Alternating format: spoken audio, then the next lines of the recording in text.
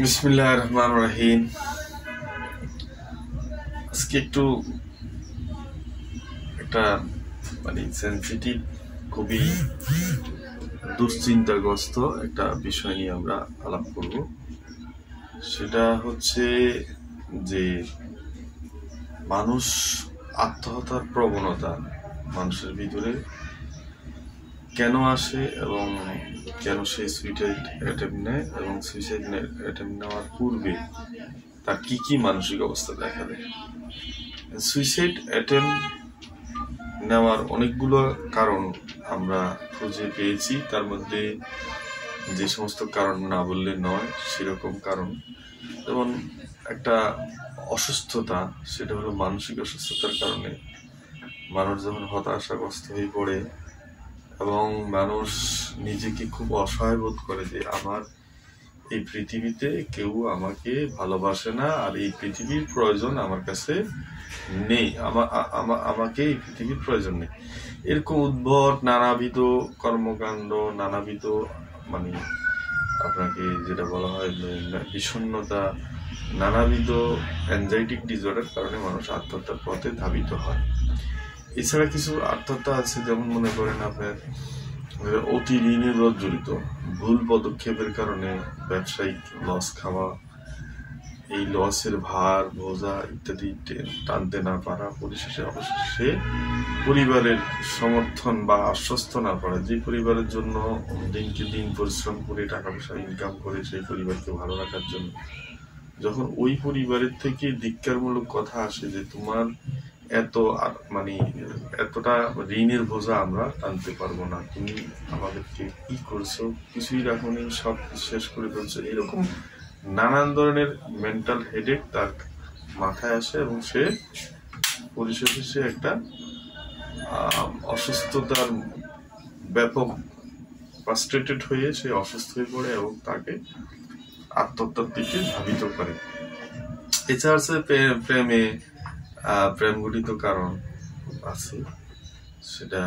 একটা টিনেজার বয়সে যখন মানুষ প্রেম করে তখন অপ্রাপ্তবয়স্কের এই প্রেমগুলো একটা মানসিক অসুস্থ দেখা দেয়, যেমন প্রেমিক থেকে বিচ্ছেদ হওয়ার কারণে ব্রেকআপ, ইংরেজিতে বলা হয়। এই সমস্ত কারণও অনেকে আত্মহত্যা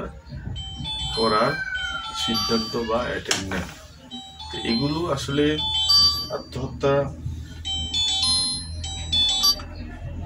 আত্মহত্যার এই অ্যাটেম্পগুলায় অনেকেই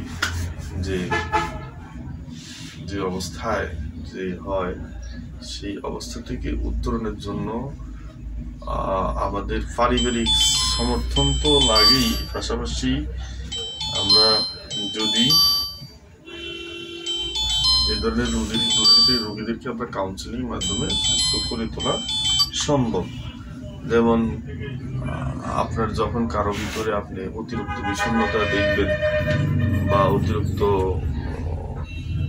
মানসিক অসুস্থতা দেখবেন, তাকে সুস্থতার জন্য তাকে সবসময় এক ধরনের আনন্দজনক পরিবেশ অথবা জীবন সম্পর্কে তাকে বোঝানো অথবা পৃথিবী সম্পর্কে তাকে মায়া লাগানো, এই সমস্ত কর্মকাণ্ড একটা নির্ধারিত সময়, দিনে 2-3 বার এই ধরনের যদি আপনি দিতে পারেন থেরাপি, তাহলে এরা আশ্বস্ত হয় যে না, আমার খুবই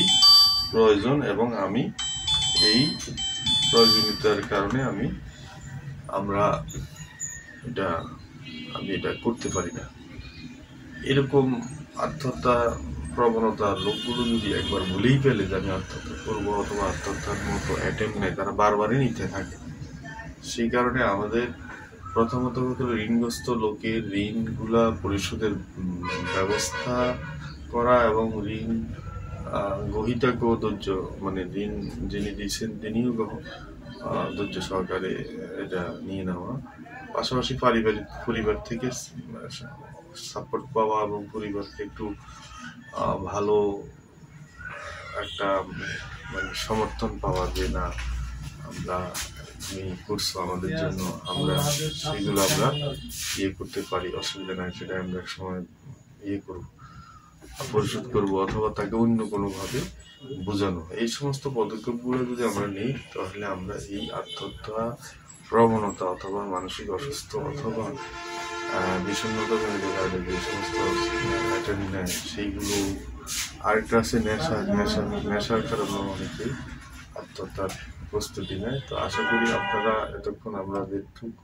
আপনাদেরকে বোঝাতে চেষ্টা করলাম, ইনশাল্লাহ এটা বুঝে ফেলছেন এবং আত্মহত্যা যারা একবার এরকম মন মানসিকতা তাদের ভিতরে জাগে অথবা একবার করার অ্যাটেম্প নেয়, তাদেরকে যেন আমরা স্নেহশীল অথবা সদয়শীল হয়ে তাদেরকে ব্যবস্থা নিতে পারি সেই কার্যকর পদক্ষেপগুলোর মাধ্যমে ইনশাল্লাহ। তাহলে আমাদের দেশে আত্মহত্যার প্রবণতা অথবা আত্মহত্যা বন্ধ হওয়া না হলেও নিয়ন্ত্রণ করা সম্ভব হয়। আসসালামু আলাইকুম ওয়া রাহমাতুল্লাহ।